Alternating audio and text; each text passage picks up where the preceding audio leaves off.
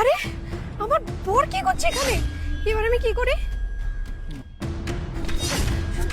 শুভ, আমার না খুব গলা শুকিয়ে গেছে, আমার জন্য একটু জল নিয়ে এসো না তুমি। এমন সময় গলা শুকানোর হলো? হ্যাঁ, না না ওই দিক দিয়ে যেও না, তুমি এইদিকে দোকানটা দিয়ে নিয়ে এসো প্লিজ। ওর বাবা, এখানে থাকবে, আমি আসছি। হ্যাঁ, এবার আমি কি করি? এখান দিয়ে তো রাহুল আসছে, শুভ এখানে আছে, আমার বড় যদি জানে আমি আজকে শেষ। আমায় যে কোনোভাবে রাহুলকে আটকাতে হবে।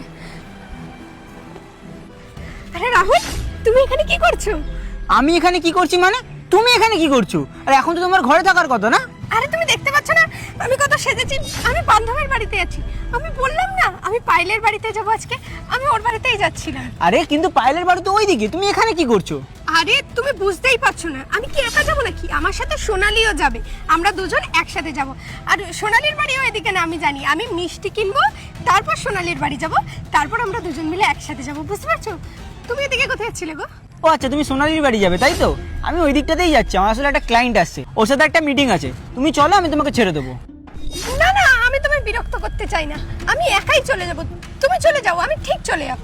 আরে আমি থাকতে তুমি একা কেন যাবে? চলো, তোমাকে ছেড়ে দিচ্ছি। আরে না রাহুল, শোনো আমাকে। এক মিনিট, তুমি আমার গার্লফ্রেন্ডকে নিয়ে কোথায় যাচ্ছ? কুসুম, কে এটা? গার্লফ্রেন্ড?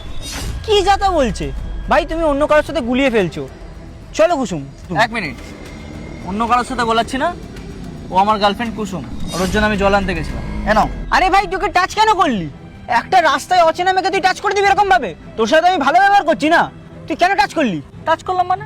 আমি আমার গার্লফ্রেন্ডকে টাচ করবো, চুমু খাবো, সেটা আমার ব্যাপার, তুমি কে বলার?